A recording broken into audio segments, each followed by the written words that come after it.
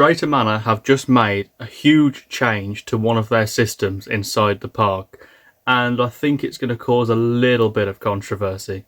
Yes, welcome back to another version of What Can Drayton Manor Do to Annoy Everyone, and today they have changed the ride access pass system, which has been quite a good system compared to other theme parks for people who have accessibility issues with trying to get on their favourite rides. Before, you would just go and collect a wristband and you would go to your favourite ride, you'd go and queue up in the access queue and you would get on.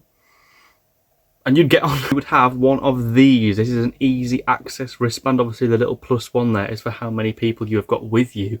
So obviously if you're in a group of 2 or if you have gone with your family, you can obviously use this to get on rides quicker if you have issues with queuing, standing, obviously things like that, which makes it fair for people who obviously can't queue at theme parks. That system worked pretty well, but the only main issue with it was always with the fast track queue, which made it very busy, especially on rides such as Gold Rush when it was on one train and you would be waiting probably sometimes longer in the access queue than you would have done in the main queue, which kind of defeats the object of it.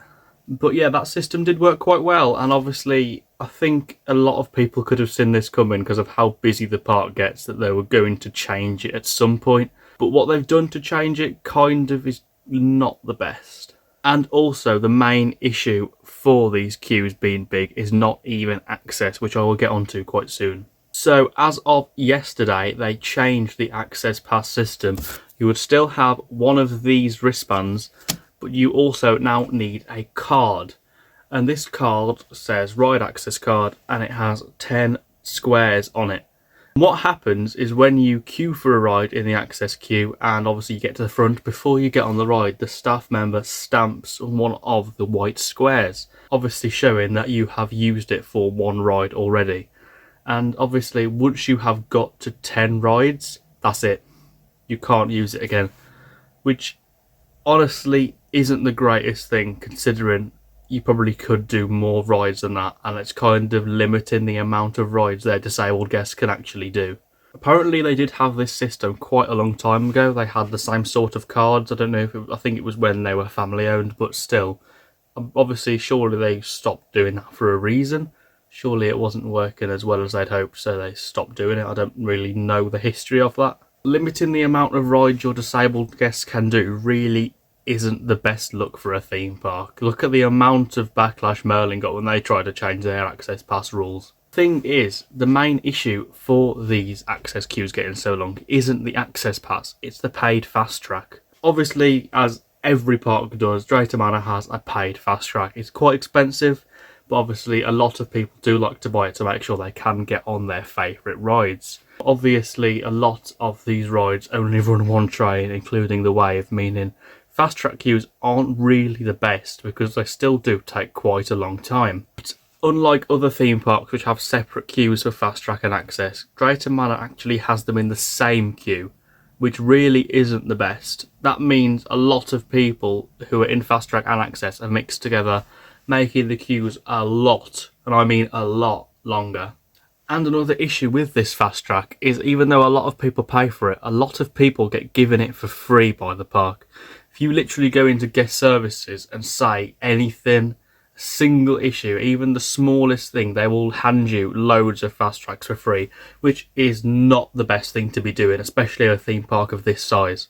And that also shows that the main issue for these queues isn't even the Rat Pass, it's the amount of free fast tracks that are being given out by the park, which are making the queues just so much longer and way more hard to queue for, especially for their disabled guests. It's also making the paid fast track a lot more not worth the money. Doesn't make any sense, considering a lot of people are paying a lot of money for it when a lot of people just go into the guest services and just say anything and they just hand you so many free fast tracks. From what I heard, someone went into the park yesterday, into guest services, and they asked why Stormforce was closed. Which is a normal question. They asked why Stormforce was closed, and this, I'm going to reenact it. This is guest services response.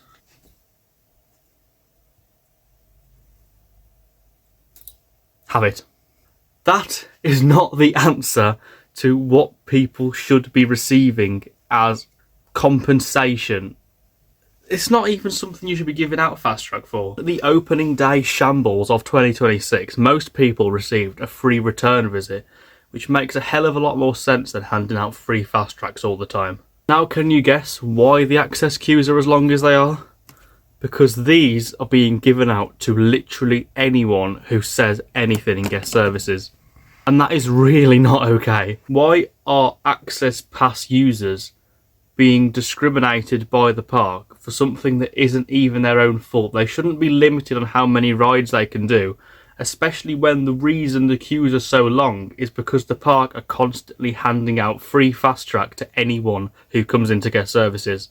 These are not the answer. Just give them some donuts, give them a free car parking or something. That's a lot more better value. Even the people who are getting these for free will now not want to use them because the queues are getting way too long. That's going to really affect the park's reputation, I think, because a lot of people are not going to be going because they don't want to be limited to 10 rides. And it's going to probably force a lot of people with disabled children with learning difficulties. They might be forced to pay for fast track now, which also isn't okay. Because say you're with your kids in Thomasland and you're using the access queue, you can literally use up that entire card in about an hour, and that's your day done then, apparently.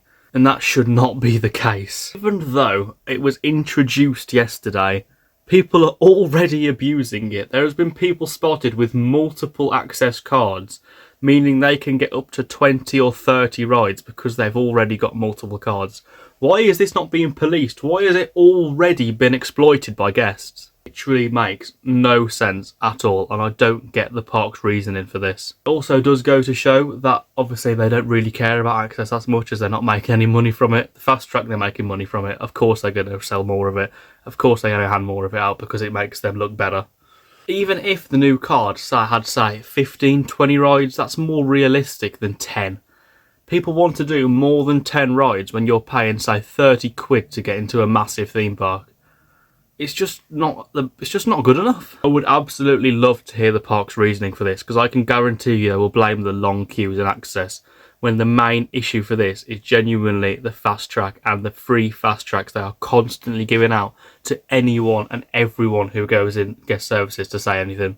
I guess for now though, we'll have to see whether this is actually a trial while school trips are on to make it a little bit quieter in the queue lines, or if it's actually a permanent thing. I really hope it isn't permanent, because that's not going to go down well. Just going to have to see how people get on using that card and if people agree with it or not, because I'm sure a lot of people are not going to like that at all. One thing I forgot to mention whilst editing is that this is going to slow down operations at the park even more than they already are. Stuff like the Wave is already the slowest operations I've ever seen on any roller coaster, so obviously now they're going to have to stamp people's cards and do all of that whilst loading the train. It's going to take even longer than it already does, which is not good at all. And probably a lot of staff won't even bother doing it because they don't even bother looking at wristbands half the time. What is your thoughts on the new system being used by Drayton Manor? Please drop your thoughts in the comments below. Give the video a big thumbs up and subscribe if you have enjoyed this video. I hope this doesn't ruin your days too much, but I think maybe it's time people start actually standing up to this park, because they are not being run the best at all. We'll see you in the next one. Goodbye.